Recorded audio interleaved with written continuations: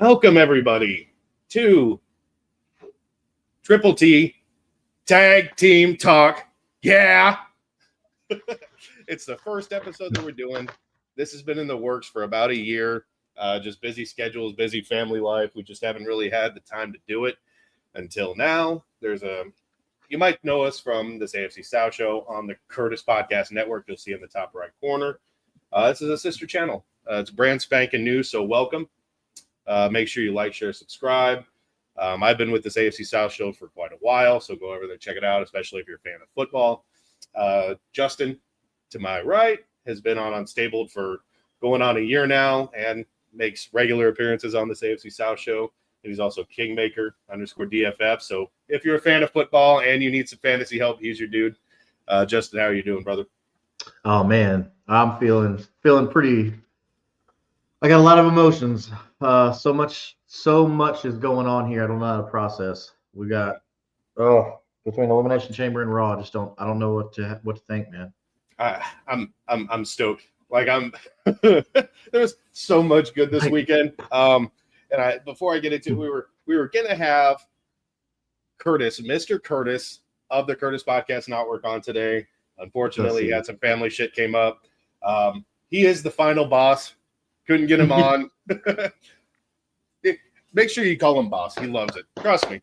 So hopefully he'll be on next week's episode. And speaking of which, we are coming out with this one a little later than we'd wanted. The idea is that we'll pop it out on Tuesdays. That way we'll sum up Friday if there's a PLE on Saturday, and of course Monday Night Raw on Netflix. So that's the idea going forward. Right now we're starting with no likes, no subscribers, nothing. So if you want and like this, make sure you subscribe, hit the notification bell. Just click all the buttons except the down dislike. Please don't click that one, but help us out, help us grow. And obviously hit the comments. Anything you agree with, disagree with, even if you're a Cody crybaby and you have some stuff to talk about after yeah, this. I mean once we start going live, man, like I'm down to talk to the fans, dude. Yeah, for sure. And we are fairly active, so if y'all comment, we will reply. But yeah, let's get into it, man. We had the Elimination Chamber on Saturday. Oh yeah. And before we even get into it, I just want to say that I watched for a long time, and then it kind of and I picked up about 3 years ago. Yeah. And I feel like that this PLE was one of the best products that WWE has put out since I started watching. Yeah. It was good. Yeah, it was real good because I mean, so if any of you aren't familiar with the Chamber, so obviously the Royal Rumble, the man or woman who wins that, they get to choose their opponent for WrestleMania at the main event. So the way the Elimination Chamber is working is that sets up the next, the leftover, I guess, if you will, champion, their challenger. Yeah.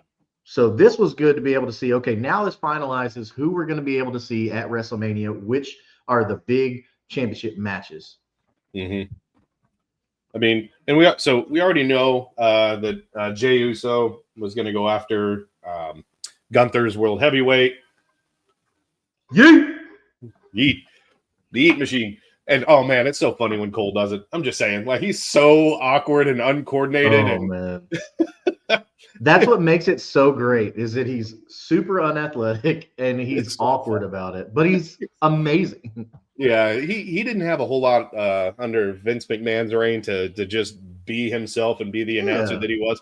And now you can really see his character coming out. Like, he really started to break it. I don't know if y'all remember with the what was it, the Viking Raiders, where they had that chick with the horn hat. Oh, like, that's really Valhalla. Thank you.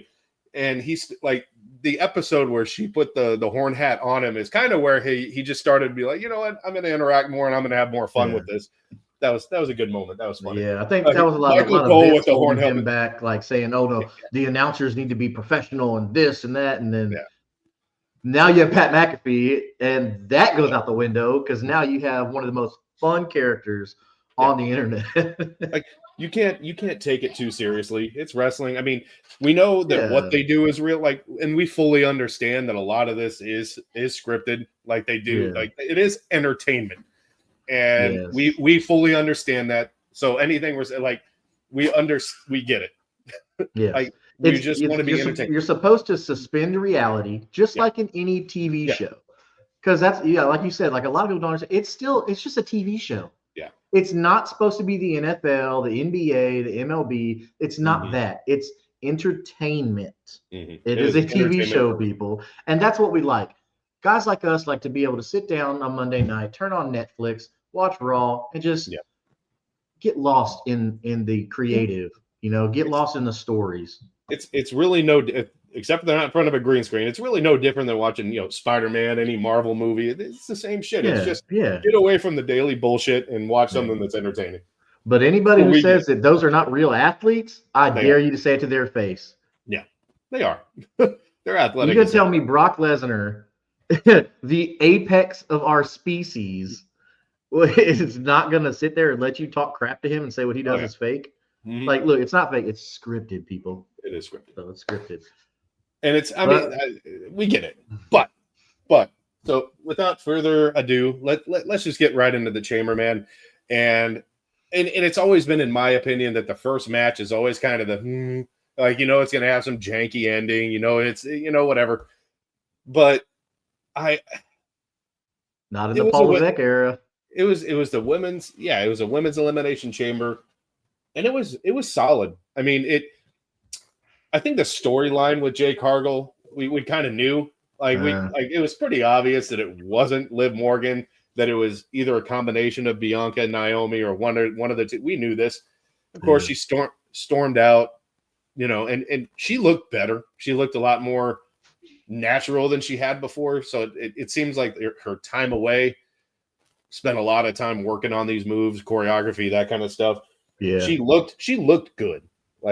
She looked good when she was beating up Naomi. It just looked more effortless. Well, you see a lot of time with those big body athletes that they're real stiff and real tight. She did seem very loose, like somebody's been working with her. She looked really good, physique wise, phenomenal. I mean, ripped. Yeah, and but going on. So she obviously took Naomi out at the beginning, and I think we kind of all saw it coming. We kind of already knew, because honestly, how it's unless if she's with Raquel, we know that Liv Morgan realistically couldn't take out Jade Cargill. Come on. So it makes a little more sense that she was jumped by someone of larger stature. Yeah. And it made sense that Naomi had a lot to gain with Jade Cargill going down. Yeah. I guess the question now is what really happens with, obviously, the match went on. We'll talk about that, but Bianca Belair did win. And my issues with her is she never sells a move. She can get walloped, thump, and then she jumps right back up like nothing affected her. There's no wear and tear on her. And the whole shtick is just a little bit old to me. I didn't really like the ending of it. And it makes me wonder if Cargill's kind of going to go after her. So when you sign a big talent like Jade Cargill, from their, I can't even with a straight face say their competitor, but with another company like AEW, where she had a great body of work. When you sign her, that's with promises, championship promises. There's no way that Cody Rhodes comes back if you're not promising, hey, we're going to put the strap on you at some point. Mm-hmm. So they have to set up something good. Give her that big moment at WrestleMania. She's already done the tag team stuff. She's made a name for herself in the WWE. So now she can go on and do the solo stuff. Yeah. Even as a heel, everybody loves her. You've already established her fan base. Her fans are going to stick with her during her heel run. So she had huge pop. I don't think this is a heel run though. I think this is turning Naomi and or Bianca into heel. I really do. I feel like Jade Cargill was attacked. She got hers. She came with her receipts. It's, I think this is more of a heel thing for at least Naomi. And maybe seeing how even this Bianca. is going to affect Bianca and Jade, because they were a powerhouse tag team for a while there, and this is definitely gonna, because you saw how Bianca was reacting, and while she was locked in her chamber, she couldn't help her friend at all. She just sit there and watch her one friend beat the crap out of her other friend, and she's crying and why, and doing not a great acting job, but an acting job. I mean, she was certainly doing stuff. She was there. She existed in that time and space. But that was her first move when she got out of her chamber was to go check on Naomi and everything. I mean, she was being a good friend. But I think they're building a strong storyline. I'm with you on that. They're building a strong storyline. But brother, bury the lead, bro. What spoiler alert? Got our winner already. We had so much cool stuff in this chamber. Oh yeah, I mean, crazy Alexa Bliss just twisted. I'm interested because the last time I checked, they hadn't been on the Wyatt Six. I think there was an injury or two, so they haven't really been on TV for a little while. Yeah, I don't know if they're going to tie in Alexa Bliss to the Wyatt Six because she keeps doing the Sister Abigail stuff, and it makes me wonder if there's development there. If they just just come back as the same character, and that's just one of her moves. It's a little weird, but. They were setting her up pretty good, that character. I thought she worked very well because if she wants to, she can have that like crazy look on her face, like that just like twisted, and which is funny because her twisted bliss is her finisher. But I just thought that she fit very well with that. Yeah, and she didn't look like that there was any rust like coming back after 2-3 years of no in-ring competition. Like she looked as good as ever. But she's a phenomenal athlete, so I don't have a hard time believing that at all that she was going to have trouble. I just saw a thing though on it though that Liv Morgan is not she's short, very short in stature, and Alexa Bliss came back, and I think Alexa's a little bit shorter than her, so it's like maybe Liv Morgan felt good not being the the smallest competitor in the ring for once. Yeah, but it's like having Zelina Vega. I think Zelina Vega is the shortest one tiny. On the main roster. Tiny. She's very tiny. Did you know that was Zelina Vega who played AJ Lee in the Fighting with My Family? The story about the what's her name? The dark haired British girl that left for AEW. Soraya is her name now. It's her real name actually. But anyway, that's a little off topic, but the women's chamber match was pretty good. I thought. It had a lot of good back and forth. I mean, it wasn't anything phenomenal, anything like that. I think the big thing, like you were talking about, was Jade Cargill's return, coming back, and I think without that, this match was like a D. Like it wasn't bad, but it was like I mean, you were kind of setting up for Bianca to win anyway. We kind of already it would have really thrown like Liv Morgan or Alexa Bliss winning. I think would have kind of thrown a wrench in everything. Which I would have. None of the other competitors here were.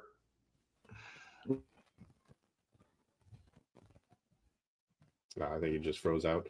That tweener kind of moment, and then you had Bayley, which they're not really pushing Bayley right now, but still, like she's one of the top. She's one of the top women, so you can't take that away. But Bianca, she's on a run. Yeah. Yeah, we're gonna get another WrestleMania, I guess, semi-main event with Bianca. I'm kind of hoping that they build into something and they might turn it into a triple threat. I don't know how they'd work that into the storyline, but they gotta plug in Jade somewhere in there, man. Like, or maybe she'll just have a straight up match with Naomi. That'd be kind of boring. I think I don't know.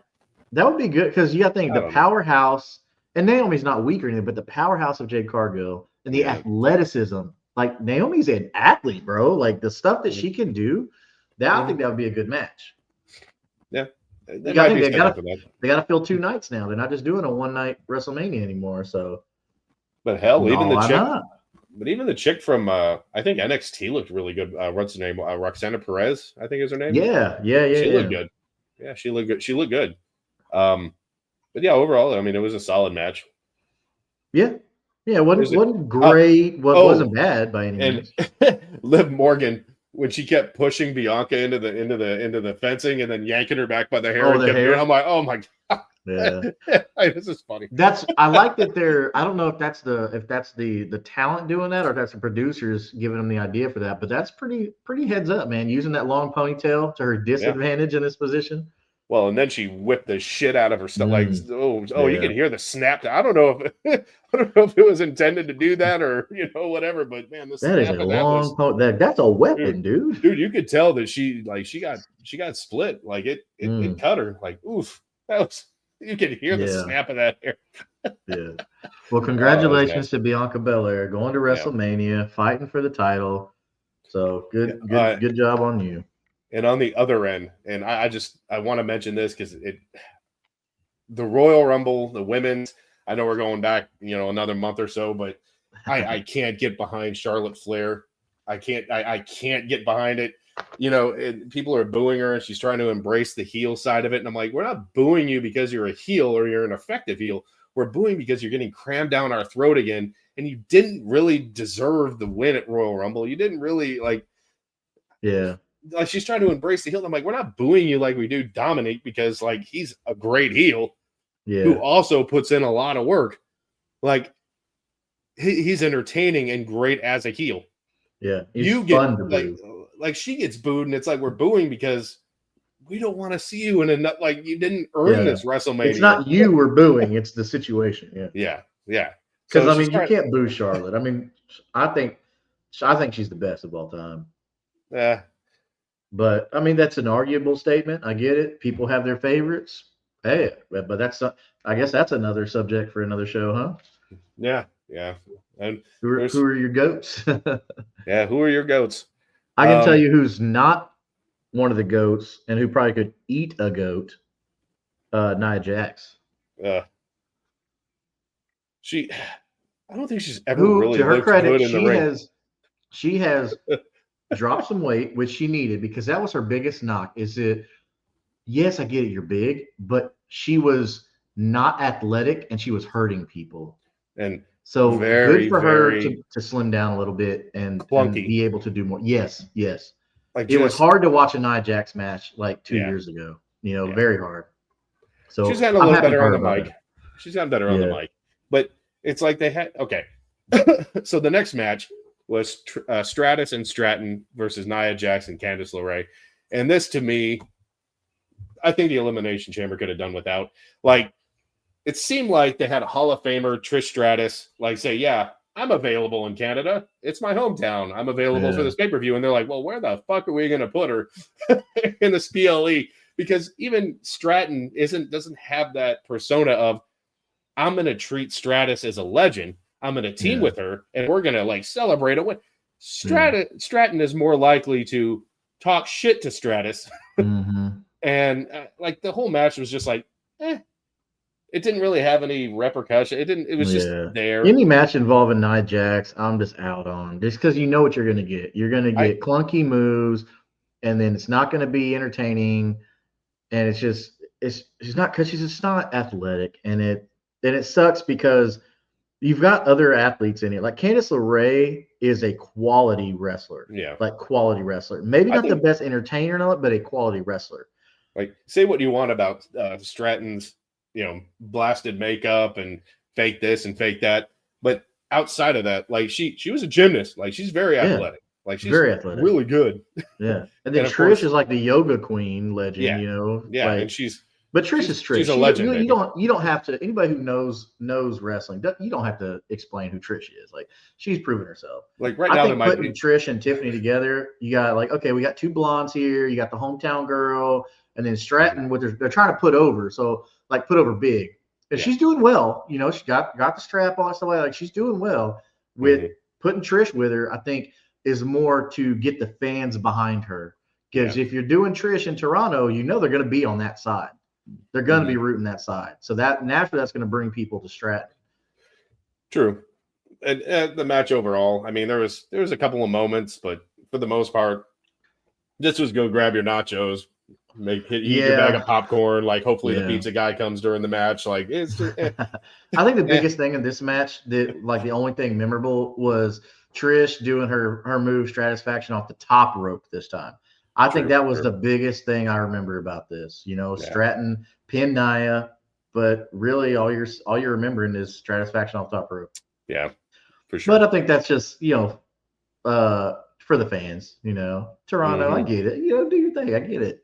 From your hometown. But yeah, I'm with you, bro. This match was like, whatever.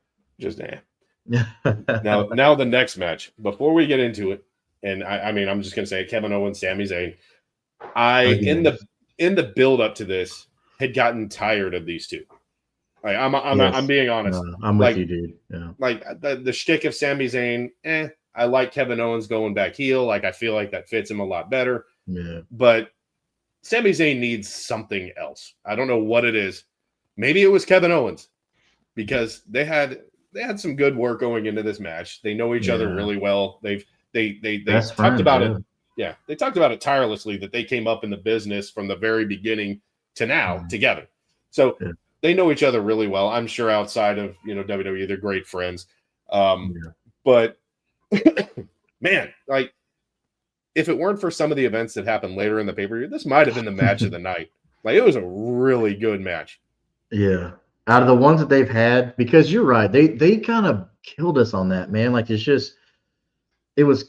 the same song and dance with Kevin and Sammy. It's like, oh, we're friends, now we're enemies. No, we're friends, now we're enemies. It's just back and forth, back. It's the same thing. And then there for a while, like, it literally, and my wife stopped watching at this point because it was the same matches every week. Literally the same. It's like they just copied the match cards. Oh, well, we'll do it again. Their rivalry's not done. They're doing it. It's like, come on, man. I'm over with it. So I'm with you. The Kevin and Sammy thing. But this, if they were going to go out, they went out on a bang. They went out and unsanctioned too. Unsanctioned. And this might signal, because I think Zayn was going for a really long time. Like, I don't remember him taking an extended break. So him losing this match, it might be that Kevin Owens. And obviously Kevin Owens grabbed the win. And there was a lot of memorable moments in this.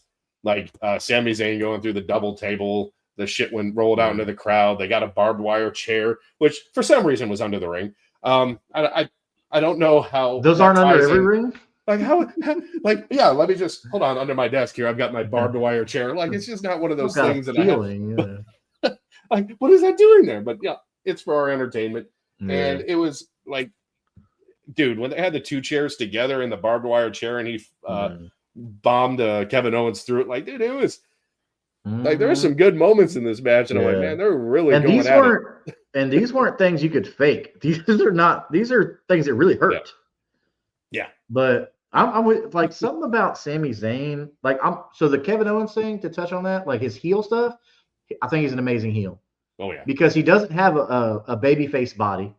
Right? He's got the beer gut, all that stuff like that. So, like, he's got heel is his thing. But with Sami Zayn, I feel like outside of Kevin Owens, he has really no value to the company. I mean, he's a good performer. I don't want to take that away, but like, he's like, they don't have any place to put him. Like, they tried him with the bloodline, because I feel like they needed to inject him in something and have that, like, that third wheel, and he was that third wheel for the bloodline. I was like, oh, I guess we'll bring in Sami Zayn. But I don't feel like he fits in anywhere else, man. To me, and I feel like this is the best comparison. He feels like a mid-card, like, peak John Cena, if that makes sense. Like, he's this incorruptible guy who has this weird surge of Hulk energy in the middle end of a match. But it's just like, he's just not that big. He's not that strong. I'm not saying he's not that He'll never be the champion. He's just not that guy. It's just a mid-carder who has that John Cena of, I never quit attitude. And I don't know. Yeah, you gotta respect I just don't know what you put in. Like, you don't, because, like, you tried with the Intercontinental title with Gunter. That didn't work. Because it's just not believable. Gunter's just too good in the ring. Like, I technically, right? Whereas Sami Zayn can put on a good show. So I just don't think he's championship material outside of, like, the tag teams. The highest belt he probably could hold is the Intercontinental title, or maybe even like U.S. title. Like, I don't know. I just feel like maybe they need to move on and focus on somebody else, like a Braun Breaker or something. Yeah. But which sucks, because I like Sammy. He's fun. He's happy. Like, but man, I don't see him ever being champion. I think it'd be a lot of fun. And to answer that question about what do you do with Sami Zayn? Well, there's one guy who's also a lot of fun who might go well with Sami Zayn. And hear me out, R-Truth. I mean, Sami Zayn's kind of goofy, kind of like whatever. And R-Truth is never knows what's going on. I think that'd be an interesting mesha. I don't know. I don't know. Like maybe he R-Truth has is amazing. he deserves like one, like somehow he gets like the world heavyweight or a WWE championship. Like he's in his 50s and he looks better. This guy is never aging. It's What? amazing. And he's funny. He's gotten the most serious of wrestlers to break. And it's just like, what the fuck you even like? I don't know. It had to be scripted. But if you can get Prime Undertaker to break character, you're the GOAT. You're the comedy wrestling GOAT. Yeah. Like he did it with I think Triple H was in the ring whenever they were unveiling the new titles. Like some of the shit I think he just does. And like I don't know if it was planned for him to run out there during the women's rumble. Like it might have been, but that's still funny. So there's a lot of rumors that say that like Vince has kept R-Truth around to just be like his personal clown, his personal jester, because nobody could make him laugh the way that R-Truth could, and that's the only reason Vince ever kept him around. But dude, he's like good in the ring. Remember 24/7 title? How that craziness? Like, yeah, R-Truth was hilarious with that. Like that was some of his best work. Yeah. Like I don't know. I think Sami Zayn might need someone like that, and maybe you could force him into a heel thing, like kind of like R-Truth the Miz, like or turning. Sami Zayn? No, Sami Zayn. Like I feel like you could team them up. It'd be goofy. It'd be funny, and then maybe Sami Zayn gets tired of it. Wants to. I don't know. I'm just speculating. Like, they're gonna have to figure something out with Sami because right now people aren't really invested. Like he just doesn't have that. I mean, yes, he has the underdog thing, right? Like the Daniel Bryan, I'm the underdog kind of thing, but like it's just stale. Like, what do you do with Sami? And I think I don't know. I think that's probably why we got the outcome that we did in this unsanctioned match. Yeah, Kevin Owens, obviously getting the win. And then what I loved particularly was he was about to do that pile driver on the exposed concrete. He pulled off the mat, was about to do, and then I hear voices. I'm like, oh, finally. We get him. Randy Orton comes out, and all I'm gonna say is because of this match, because of things that were said on the mic, and we'll get into like whatever. I think we can effectively say that we've left the PG era. It really seemed like, it seemed like we were about to get a patented Randy Orton boot to the head of Kevin Owens. I was sitting there. I was chomping at the bit. I was like, here we go. And then he rolled out of the ring. I was like, we were about to get a punt. And then we just got a shitload of RKOs on security guards. So, it balanced. But like, what I really like about glad to see Randy back. That's going to be awesome. He's like, always good. There's been times where he has been like an entrenched like heel, like the heeliest of heels. And right now he's just kind of like the lone wolf, like just fuck out of my way or you're gonna get an RKO. But I'm not really going out of my way to be a dick either. Like, I'm just coming with receipts and I'm gonna beat the shit out of you. I think this is obviously setting up for Orton and KO, which I'm okay with. And Orton got his payback a little bit, you know. He put it on Kevin. Punt. I know, dude. Give us a punt.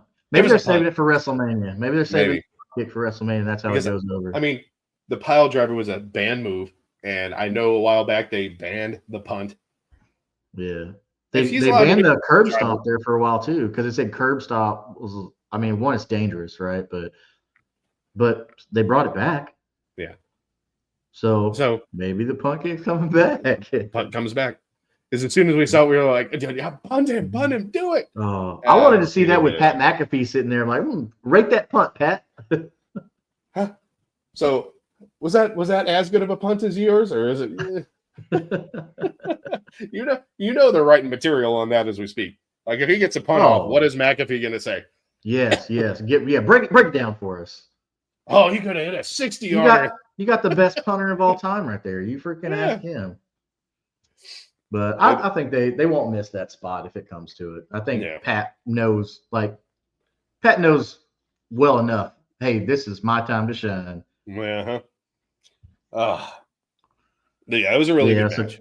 KO going over Sammy. We kind of figured that was going to happen. I mean, Mhm. Sammy being underdog, but you just know he doesn't have the intensity and the mean streak that Kevin Owens does. Have, yeah. You know, especially for a match like this, no rules and an unsanctioned. Kevin Owens has the advantage every day. The only thing I didn't like was like when they were introing the event, Kevin Owens was coming to the arena and he's finding like wrenches that he's throwing in his backpack and throwing all these weapons in his backpack. Oh yeah. Why was he doing all that? He didn't bring any of it to the ring. He didn't have any like what? Why would you even show that if he's not gonna like? Why did he? These two crescent wrenches sitting on a random box. Like at least put a toolbox there, bro. Come on. Like, why was there just wrenches just sitting? There wasn't one crew member anywhere around that could say, "Put your tool bag right there, bro." Yeah, like this is my next to my computer and my games. I have a hammer. Yeah, no, it's in the toolbox in the closet. Like it doesn't make any sense, but whatever. It makes sense. Under my table, I'm going to pull out this giant table for some reason. No, but it was funny. It was entertaining. Yeah, and then it was funny. Like probably one of the best elimination chambers I've ever seen. For many reasons. The men's elimination chamber. And I say what you want about Logan Paul, say what you want about whatever. He's good in the ring. Like, he's good. Surprisingly good. I think he's a douche. I hate the whole social media thing. As a person, can't stand him. But there's no denying like how quickly he's taken to this and how good he is. And he's done good spots. Yeah. Like if someone misses a move or botches whatever, like he's not a dangerous person, it seems like, to work with. And usually when these mega stars come in and they're getting, whatever, they suck. And they're kind of dangerous to work with. And he's just not. Like it's clear that he's been working with somebody and he looks good. Like that whole thing that he did where he jumped up on the top rope and springboarded off, that was incredible. Like that, and it didn't hurt anybody, and it was just a clean, really good move. You can't undervalue what a natural athlete can bring to that sport. Yeah. I mean, because they've taken models and stuff like that in the past and bodybuilders, like it worked out in the past, right? Like John Cena was a bodybuilder, but John Cena's like Mark Henry. Right. Strongest man, Braun Strowman, like that. But when you take a natural athlete, I mean, they can do anything. Mm-hmm. And this show, for all the haters that he has, I'm with you, dude. You can't deny Logan Paul. He's actually good, which I don't think anybody saw coming, but he's actually good. And in this match, there was the only one person that didn't really have a solid feud with really anybody in this was Damian Priest. The rest all had a feud with somebody. CM Punk and John Cena have a long history together. Obviously, excuse me, I've had a cold for a while. What's his name? McIntyre and Seth Rollins have had a long history, and they all have a history with CM Punk. They all hate each other. So there was a lot of feuds and whatever that just kind of came to a head in this chamber. Yeah. And I think they did really good with it because this was a stacked elimination chamber. Any one of these guys I could have seen winning it. And that's what I really liked about it because you kind of knew that in the retirement run, you kind of knew Cena was going to win this match. And, you could say spoiler, but it's fucking Thursday already. It felt that way, yeah. It's just, you kind of felt it like, I'm not going to come back in my retirement run and just be a jobber again. Like I've spent the last 5 years putting over talent. Like this is my last year. I don't think he won a match, did he? No, he just lost time after time after time, which is fine.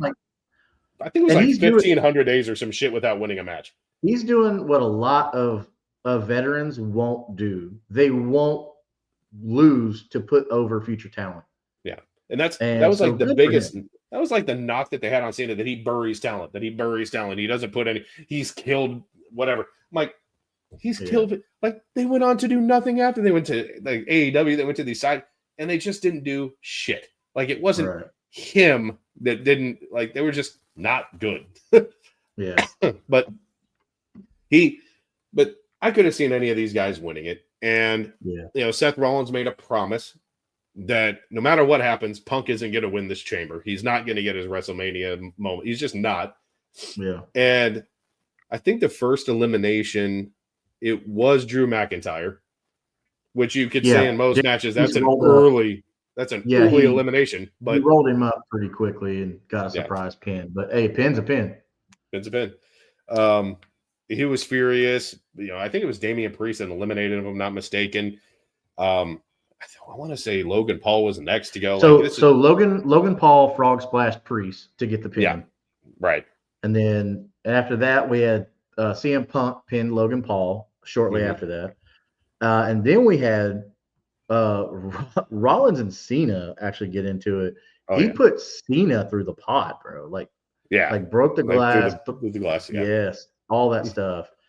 And then but Punk and Cena, they've had a long rivalry. They've got some history. Yeah. They teamed up, which I didn't really see coming, but I think that mutual respect between their rivalry, they, I don't know if a lot of people remember that, but they teamed up, and then Punk pinned Rollins. So, he wasn't happy about that. Yeah. And that kind of led to everything else. Yeah. And just a long we talked just before we keep going on about this, that history. Like, we remember that time where John Cena was kind of forced to be with the Nexus, and this is way back when. And CM Punk was just coming on, and he was the leader of the Nexus. I think Wade Barrett was a part of it. This is, and I can't name any of the other people that were in it, but long gone. But they have a very long history, and a lot of people that are listening to me right now are like, the who, the what faction? Yep. This was a while ago. Call me crazy, but I think that's where the NXT, the NXT stuff, they kind of got that inspiration from Nexus. The Nexus, probably. So because they were that group that came out of I can't remember when NXT was just a tryout show, not a show like it is, not like a promotion. Yeah. It was just like they used to do the Tough Enough. It was like that. Like some of you old heads, you might remember Tough Enough, right? That's where we got some pretty good talent out of that show. But NXT was supposed to be like the new Tough Enough, and then they were like, okay, you're all good. Let's make you into a faction, and then boom, which they were supposed. Yeah, I mean they were supposed to be CM Punk's people, but I mean no, that's the Shield. Sorry, I'm getting ahead of myself. That's for another show we talk about. But dude, the Nexus was dominant. That was a long time ago too. Yeah, long time ago. CM Punk became the leader of the Nexus, and it was a long running thing with Cena. That encompassed a while. I don't remember how long ago, but it was a long time ago. Years. I mean, it was years that they had that rivalry going. Yeah. But anyway, fast forwarding into the Elimination Chamber. Punk pinned Rollins. Punk pins Rollins. Rollins gets pissed. I can't remember what Cena. I think he got kind of tossed to the side of outside of the apron a little bit, and he got stomped. Seth Rollins stomped him on his way out of the Elimination Chamber, and this was the first flag of shit that was going to come, because the old John Cena would have seen something like that happen and gone, man, I'm not going to win the match like this. I'm going to stand my guy up, make sure he's good to go, and then we're going to finish this shit out. Yeah, he saw it happen, grabbed him, and then put him in the STF. Dude, he couldn't grab his leg fast enough and pull him back. Yanked his ass and put him there was no hesitation. It's that was the first oh, this is gonna happen, isn't it? This is fucking happening. So he gets the win. Cody Rhodes comes out. They have their it's two good guys, respect and all this stuff, and we're going into WrestleMania together. And then the hugging on each other, loving on each other. Oh, I love you, bro. I love you, bro. It's gonna the best man win. And then The Rock's music hits, and The Rock comes strutting down with his whatever Travis Scott, his posse. For some reason, it's Travis Scott. Didn't really make any sense. I don't know if you need a Travis Scott to validate you. You're The Rock. No, you're probably bigger than Travis Scott. Travis Scott being there was kind of just what was it, Iggy Azalea and Fast and Furious 7? Just it could have been anybody. Why? Just no reason for it to be him. But turns out, which I don't know if you heard about this, but I'll mention that later. He actually did more harm than good that night. But go ahead. So Yeah, So Travis Scott and The Rock come out. Travis Scott and The Rock strut We on all down know the what The ring. Rock's going. We all know why The Rock's there. Yeah, and we all know why he was there. He gave Cody Rhodes a decision to basically sell out to him because he's the final boss, become his. Be my champion. I guess be kind of his bitch, but they said it in a nice way to give him his soul. It's very Hollywood lingo for do what I want and we'll make your dreams come true kind of thing. And that's what he offered to Cody. And Cody, and this is another, like we've left the PG era. They allowed Cody Rhodes, Golden Boy, the new John Cena, to turn down The Rock. I gave my soul to these people. I gave it to this ring. It's not mine to give anymore. Go fuck yourself. Yep. Blurted it out in the mic. They didn't edit it, didn't dub it. I'm like, okay, we've left. We've officially left the PG era, and I'm fine with it. Finally out of it. And he turns down The Rock, and The Rock is standing there. It didn't even look mad. Yeah. Just kind of like. And John Cena's excited. Like. Yeah. He says, go F yourself. John Cena's like, yeah, go Cody. Get that handshake. Give him a hug. Then The Rock. And then John Cena's face. I'm like,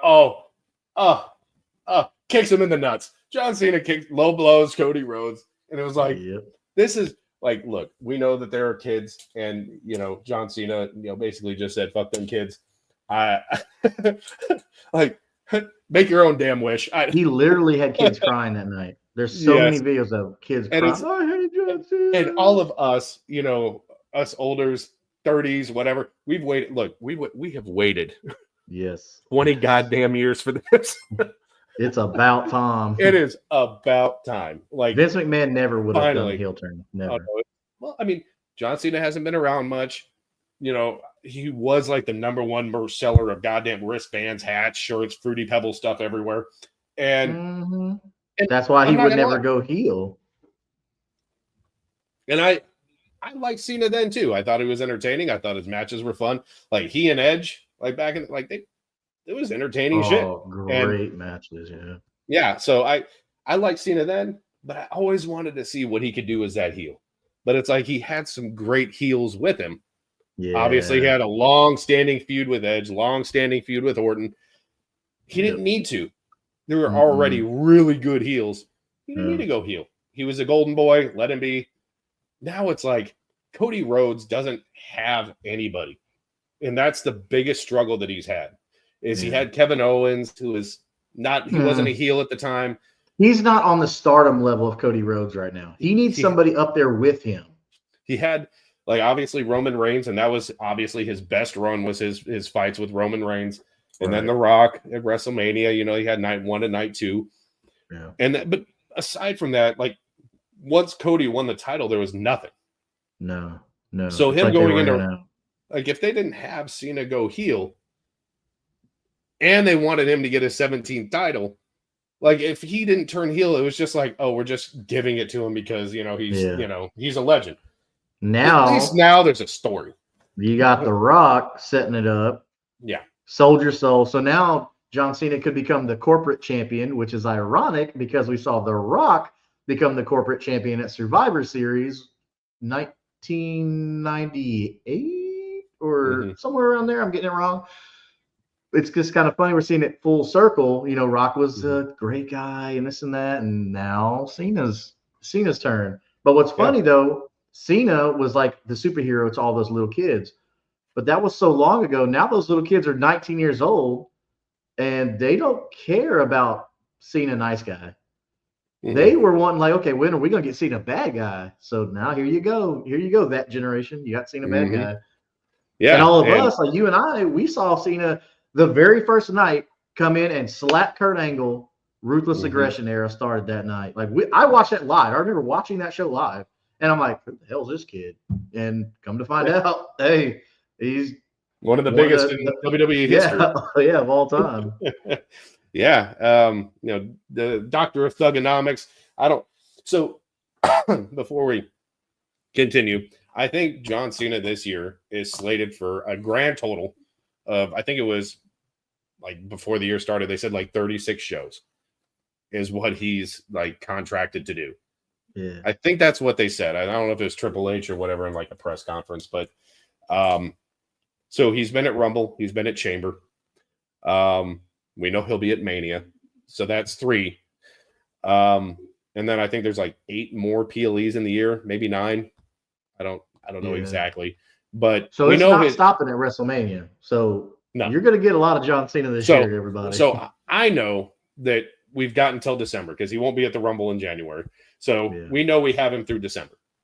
And so that's 8 more shows. So that's a grand total of 10. Yeah, you got the big ones. You got Survivor Series after WrestleMania. You got Money in the Bank. You got Survivor Series. You got SummerSlam. Like, you got some big ones that you could set up if he holds the belt, right? But I mean, if he's in bed with The Rock and doing, being protected, selling the soul or whatever like that, then he's gonna find ways. Like, The Rock's gonna pay off a referee. The Rock's gonna have somebody come in and cheat for him. Pretty much like had Roman Reigns had the bloodline cheating for him all those years. Like, same situation, I think. And that's how Cena's gonna keep the belt.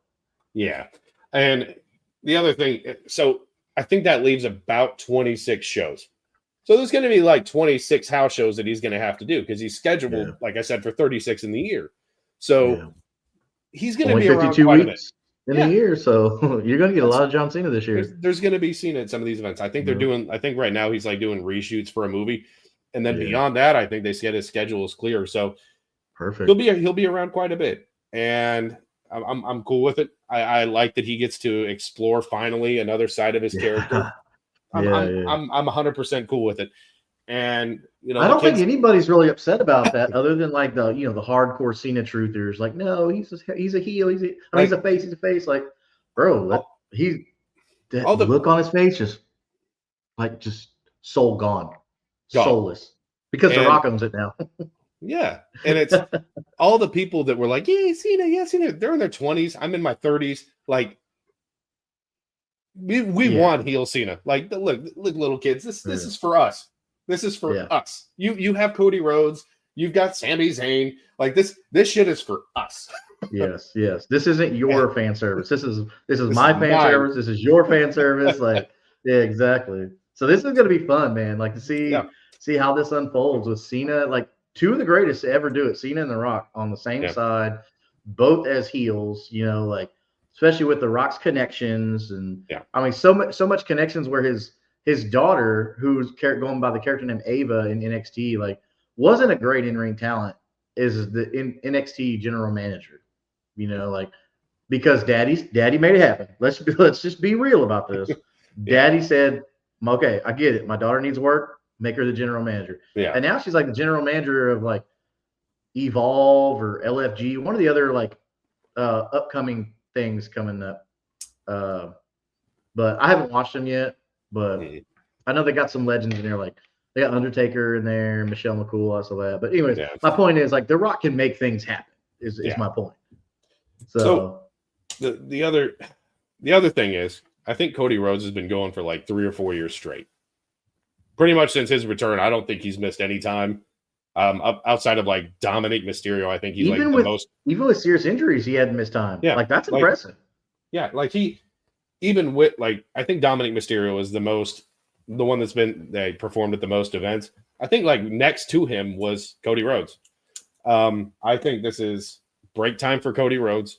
Yeah. I think he got over that hump, got the title, got the belt, and now it's heel Cena. It's a 17th title. I obviously I'm predicting that this one is going to go to Cena at WrestleMania. Yeah. We're going to see a hiatus, kind of like Roman Reigns took after Mania. I do think that we're going to get a little bit, because they're going to revitalize the CM Punk rivalry. Possibly. You got Randy Orton coming back. Like, you could have all these things to keep Cena busy. Like, you can play all these different storylines out to keep him busy. I am far more interested in John Cena and Randy Orton rivalry over a CM Punk rivalry. Yeah, far more interested. The same generation of talent, because we can't forget, like, that was the biggest incoming talent class that we've probably ever seen. I mean, I know I'm going to miss some names here, but you had to start low. You had Shelton Benjamin, who was really good. You had Brock Lesnar. You had Randy Orton. You had John Cena. You had Batista. You had some of the biggest names. Like Shelton Benjamin was a phenomenal athlete. Yeah. Oh my God, the things that guy can do. Like that was probably the best class of talent to ever come through, and that was OVW days. So to have Cena and Orton again, that would be cool. We need it. It needs to happen. I'm sure it's on you Triple got them H's both. radar. You got them both. Randy's the baby face right now, and Cena's a heel. You haven't had that ever before. Yeah. I believe in Triple H. I believe in it. Paul Levesque will capitalize on this. Like I've been waiting for this for so long because, dude, the guy knows, man. Like, yeah, I get it. CM Punk during the pipe bomb was like, oh, his doofus son-in-law and stuff like that. But while Punk was hating on him, he was back there learning from these old heads. Like, hey, how do you put on a good show? How do you do that? And now look where he's at. I believe in Triple H. I think he's going to use heel Cena in the best possible way, and I cannot wait to ride this ride. Yeah, it's just buckle up, enjoy the ride. It's going to be fun. Yeah. So, and ever since I think we're going to go ahead and go into Raw. Ever since CM Punk's return, I think it's been meh. Like I was never the biggest CM Punk fan. I never was. I liked the song. I think he first started with a Kill Switch song, and like I liked his music. I liked his music. Kill Switch Engage. Other than that, I've never been a fan of CM Punk. Never I never thought he was the best in the world. Like, it's clobbering time. Like, I never got into it. Never got into Punk. I missed a lot of CM Punk. Like, probably like the whole – and I missed the Shield because I was in the Army at the time. That's when I was – I'm probably about a year in at that point. And, like, I just didn't have time. And I missed some epic stuff. Like, I missed the Shield stuff. I missed the back half of the Nexus stuff. I missed CM Punk. Like, I missed the Seth Rollins corporate Seth Rollins stuff. Like I missed that. So I went back and watched all that stuff. Like the best in the world stuff. I mean, he just was so first off, CM Punk was self-trained in the backyard. And I think that's why he tries to say, like, oh, I'm the best because I taught myself. I didn't need this, didn't need that. Like, even though he had Paul Heyman to help him out promotion-wise to push him. But I'm with you don't like it. I don't remember seeing it originally, but I had to go back and watch it. I never was a fan. That's a preference thing. There are a lot of people that are CM Punk fans. I don't get it. Like his pipe bombs were not all that much of a pipe bomb. Like one time he pissed off Triple H because he called him by his real name, Levesque. Like there's just been something where I'm like, that's really not that big of a pipe bomb. Like I'm not, but the internet killed kayfabe. Yeah, But he kicked off Raw, and I think actually delivered one of his best promos that he's had, in my opinion, ever. And he went on a bullshit-laden, very displeased with how the Elimination Chamber went, pissed off at Cena for being not being around, sold out, and whatever. Then bullshit Seth Rollins, like he did not hold back. He didn't hold back. It was like I got it down in my notes as he is like CM Punk stood on the table and launched Pipe Bomb 2.0. See, when you're talking about pipe bombs, that's more what I'm talking about. And again, on Monday Night Raw on Netflix, we had 3 or 4 bullshits that would have never happened and been censored. Yep. Now the crowds can say bullshit, and they won't edit it. At least not on Netflix. Maybe on USA on SmackDown they still will, but because I know every time that you see a fan flipping off the screen goes black, and that shit was getting on my nerves. Like I kept thinking my cable went out or something. Like, nope, that's just the network. Yep. Now you can do it on Netflix. It don't matter. Yep. And I'm game. And even with Seth Rollins, Becky Lynch, you better come get your man. I'm not a Becky Lynch fan either, so I'm like, that was probably the reason why Seth came out, because he wasn't happy, man. Yeah. No, he actually. You talk about a man's wife, and then. Well, I mean, he got what he wanted. She dresses more like a man than him. And when they had she's the man, bro. She's the man. But they came out and they were all talking shit to each other. It was on the episode before Chamber. And they're like, Seth Rollins, you look like a fucking oven mitt. And he did. I was like, bro, that's funny. He wears some of the weirdest shit. Yeah, I don't get it. Can you just I can't take this seriously. No. Like one time, I don't understand who dresses him, but like it's not Becky. She doesn't dress like a jackass. I don't like it. Well, it's a good thing Seth wasn't wearing his high heels when he came out, because it wouldn't have gone so well for him. Yeah. Jeez, because we just got 15 straight minutes of just brawling between Seth Rollins and CM Punk all over the place. Like, let them fight. Let them. Oh fight. yeah, they didn't even. And look, so I get it. You got to hire talent to act as security guards, but come on. They take like one hit and they're like done. Oh god, it's so... when they hit him like one time, they're like they are incapacitated to the hospital. Like, yes, come on. Who the fuck are you hiring at security? Right. It's like, I can see the folds in your brand new shirt that you just put on. At least run it through the dryer for 10 minutes. Like, I feel like it's just like they just asked the sound crew or something. Hey, do you guys want to pretend to be? Well, security? historically, it's kind of like an unwritten kind of thing, like or whatever, that they use local talent. Whoever, like some of the schools are. Like I know in Houston they use Booker T's guys. Because he's the local and plus he's Booker T, right? He's a legend. Yeah. Right. Yeah. So what they do is they get with these local wrestling schools and promotions and say, hey, give us some of your guys and stuff, and we have a segment that we want to put them on. But the problem is like these aren't even like developmental guys. These are like they're not even indie guys yet. These guys and girls. These are guys and girls that are learning the business, like learning how to take a bump, all that. So that's probably why they look so bad. Because they still don't know anything. It's just but they don't even know how to fall down yet.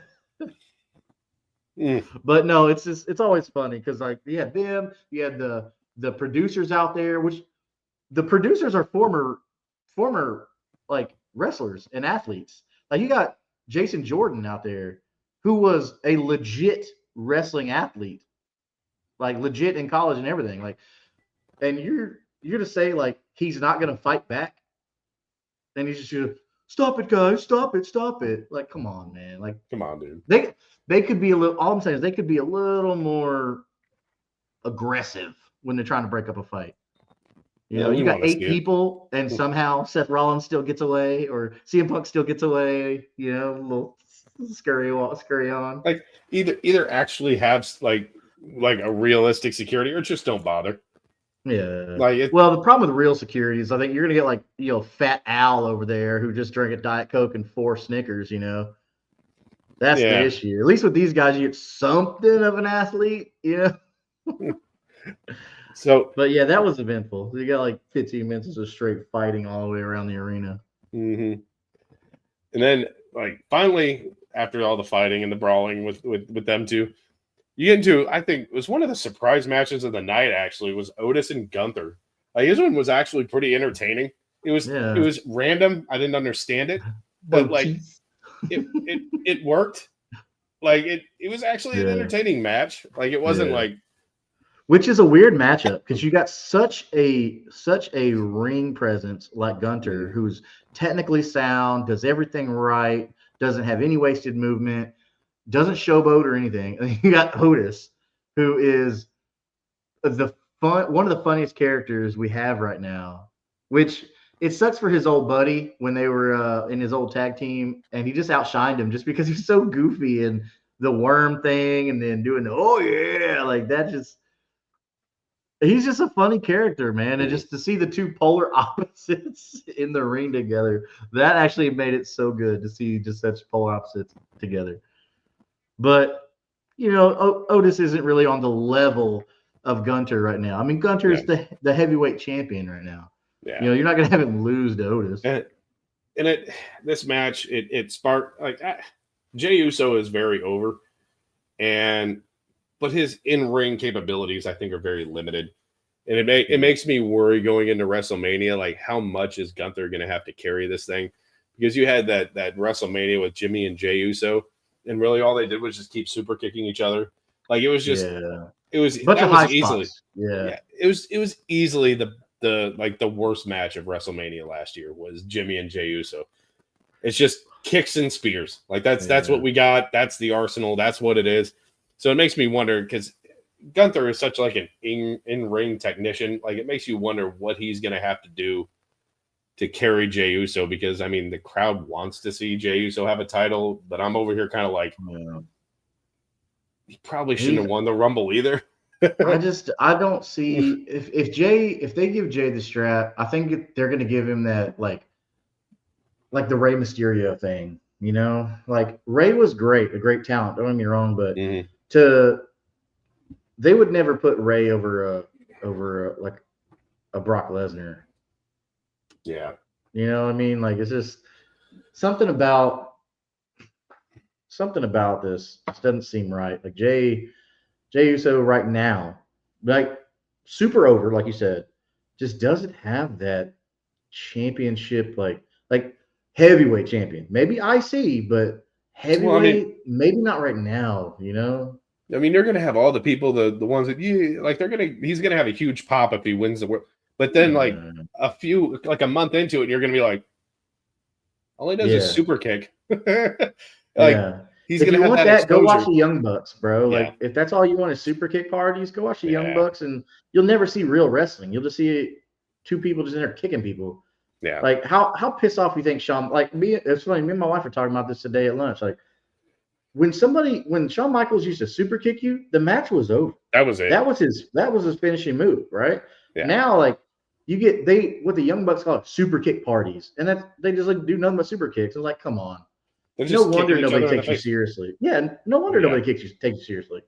Yeah, and it's they do. I think they need to chill out with the use of finishers a little bit. Like, it adds for excitement if you're able to get out of a pin off of a finisher, but at the same time, it's like you now expect them to get up from a finisher. Like, it's not a fucking finisher anymore. It's just a move. Yeah. Like, you're hitting your finisher 3 times. Like, come on, man. Yeah. Like, how many? Like, Shawn Michaels, like you said, didn't have to super kick somebody 4 times before he finally got the pin. How many times did Undertaker have to tombstone somebody before? Once, and that was it. Like, you got tombstoned, and that was it. Right. Like, I believe that person's head just came out of their butthole when he got tombstoned. Mm-hmm. Like, it looked good. But I think one time, Brock Lesnar hit, I can't remember who it was on, but he hit like 2 or 3 F5s just for good measure to put someone down. Oh, yeah. But it's like, he hit an F5 and that was it. Like that. Right. You knew you were done. You were done. But putting like Jey Uso in there, like, I mean, and Gunther was beating the crap out of Otis so bad. Like, Jey Uso came out and helped Otis, but man, it's just I'm afraid they're gonna do it. They're gonna give Jey Uso the strap because Gunther doesn't need it. Gunther's proven, like, okay, he's a legitimate champion. He doesn't need it. You know, like when they put the belt on Jinder Mahal, he needed that. One, because they were trying to get into Saudi Arabia, so that helped, right? So that was his kind of the face of the company at that point. But I don't want him to give it to Jey, man. Like, he's fun to watch. Don't get me wrong. Like, I like watching Jey Uso. I like watching the Usos in general. But man, I don't see him as this championship quality right now. I want to be clear. Right now, I don't see it. No. But ultimately, Gunther did put down Otis, did get the win, which I think came as a little surprise, but it was still a fun match. And then we move in. There was a women's Intercontinental Championship. Lyra Valkyria and Ivy Nile. I have great match. Like, I've been sold on Lyra for a while. She looks good. Like, she's super talented, athletic, and I haven't been on Ivy Nile, I think, until this match. Like, she looked for a while clunky. In whatever. She looked the best that she's looked against Lyra. It was a good match. And look who she's been traveling the roads with, though, too. 3 legitimate wrestlers to teach her how to grapple and everything. Mm-hmm. But dude, I put this down as an epic match. This was WrestleMania worthy in my eyes. Mm-hmm. Like, this was an amazing match. I'm a fan of both of these. Like, Ivy Nile just looks, I mean, they call her Pitbull. Like, she looks like a Pitbull. Physique-wise, amazing. Mm-hmm. She's strong, and she looked a lot better. Like, it just, everything flowed a lot better than the last time we saw her in the ring. It just, like I said, kind of clunky, off moves, stuff like that. Yeah. I didn't see any issue. And Lyra is more of that in-ring technician. Yeah, she's and very good. it was a good match. It was really good. Yeah. I And did make a notice though. Sorry to cut you off, but I did make a notice though. Like, so like a lot of times, like the women they get a little risque with their outfits, right? And I know the young guys they like it stuff like that. But I did notice like with Ivy Niles' outfit, it was classy, but like it was put together well. Like it wasn't like I'm trying to show off my body kind of thing. It was like I don't know. Somebody noticed like okay, she's not like her outfit's badass. Mhm. It had the shin guards and all that stuff, but she had that. I don't know. Maybe I'm just worried about the wrong thing, but I appreciate a well put together outfit because too many times you'll see some either they come out looking cartoony or it's like they just threw something together they found at the Walmart or something, and it's just I don't know. I thought I liked it. A lot of thought went into that, and I enjoyed it. Mm-hmm. But amazing match. I think Ivy Nile will be champion one day. Oh yeah, but Valkyria did pick up the win, and not a lot of times do titles change hands, but we'll get into that spoiler here in a little bit. Let me see. So there was, I think we can kind of skip past it. I mean, Penta's entertaining, but I haven't. Yeah. And same with Ludwig Kaiser. I've just kind of been. I know they're trying to establish him as a solo and kind of get him out from Gunther's shadow. Yeah.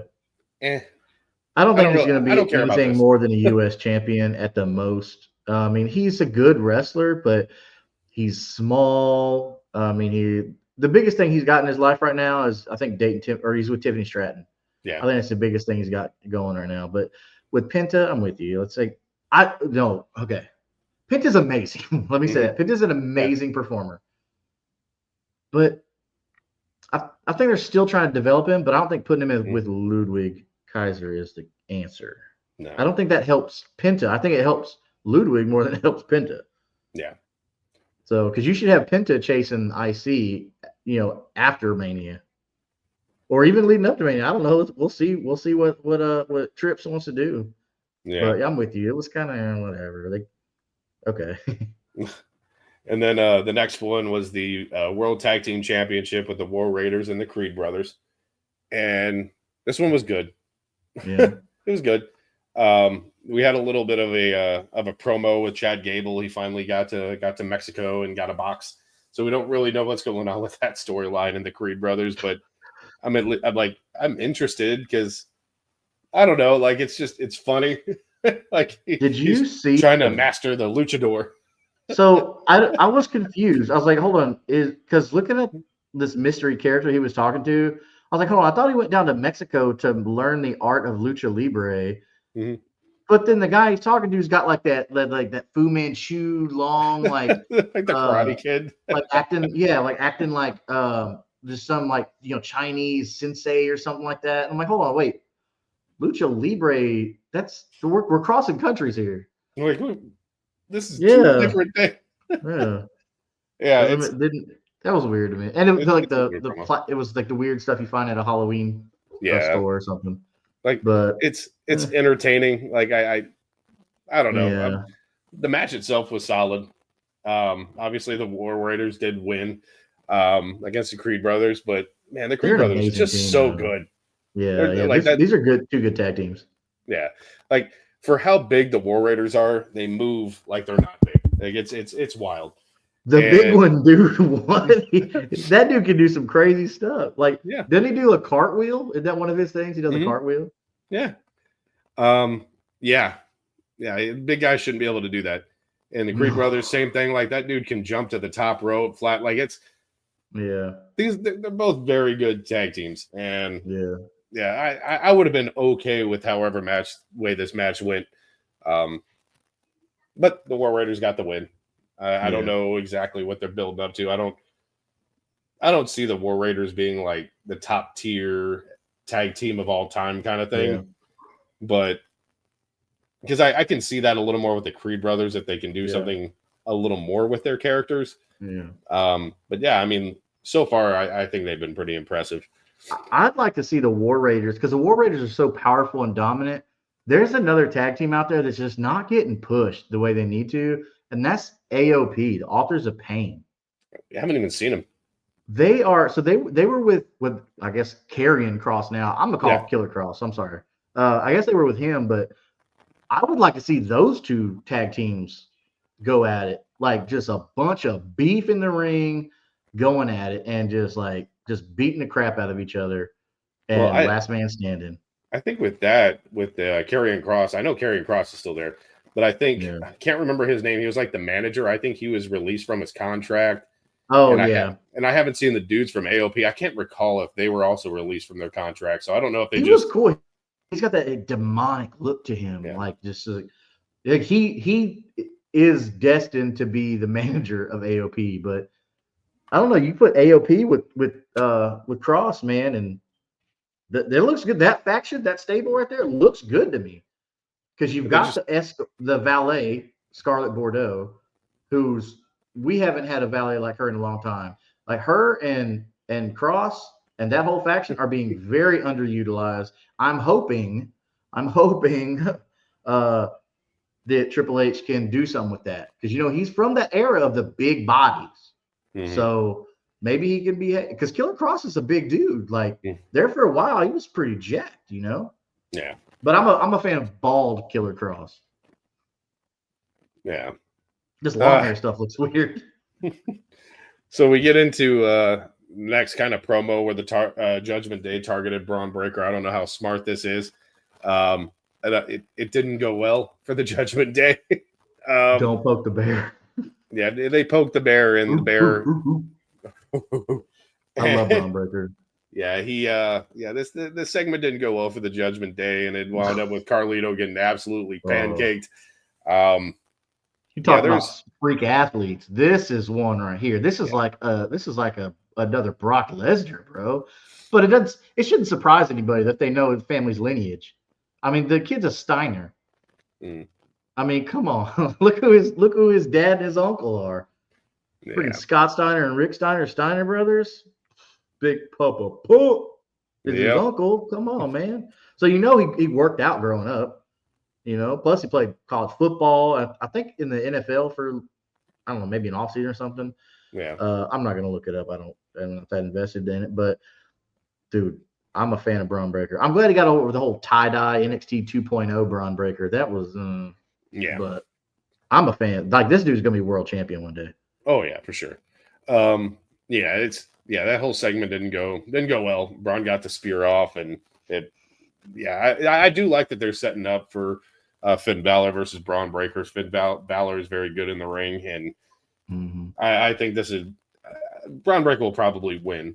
But I'm kind of hoping that the Judgment Day, they didn't have the impact that they used to with Damian Priest and Rhea Ripley there. I feel like that this could be like kind of the beginning of the end of the Judgment Day as a whole. And because you can tell that Finn Balor wants to do solo, wants to be the leader, wants to do his own thing. Yeah. Like hopefully they kind of he's the journeyman. I mean, Finn Balor, if he wouldn't have gotten hurt, because let's not forget, people can forget, Finn Balor was the inaugural Universal Champion. Mm-hmm. So even though it was only for like 24 hours because Seth Rollins hurt him, but Finn Balor has a reason to be bitter. Like he's lost all these chances. He's been passed over all these opportunities when he was huge, man. Like the Demon, all that stuff like that. Like Finn Balor is an amazing talent, and I don't think a lot of people looked over the beginning of the show where you could see when they did that Judgment Day promo before the Gunter and Otis segment or match.